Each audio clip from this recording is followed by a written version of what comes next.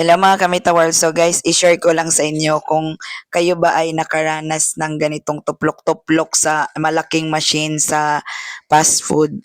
So guys, first time ko nito noon sa Jollibee. Ngayon McDo naman to.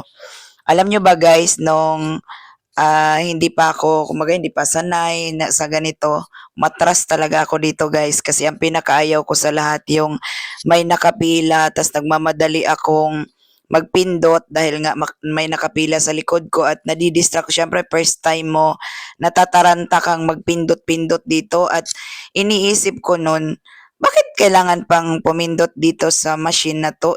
Ganun din naman pagkalabas ng papel, ilalapit mo lang din naman sa cashier. So siguro kaya ginawa to guys kasi nga 'di ba minsan ang haba ng pila tapos bigla lang babaguhin yung order. Tapos syempre itatawag pa ni cashier kay manager bago to i-punch. So uli. So siguro kaya ginawa to para maka-less ng time sa cashier dahil nga masyadong mahaba yung pila. So doon ang ano para kayo alam nyo yung order nyo at alam nyo rin kung bakit ganito kahirap pala ang mag-punch-punch tas magpabago-bago kayo. So parang ganon siguro ang eksena. So sa madaling salita guys, medyo sanay na tayo dito. Pero noon talaga guys, inutusan ko mga anak ko, kayo na umorder dahil ayaw ko yung tuplok-tuplok sa machine na malaki. So, ayun. So, yun lang guys.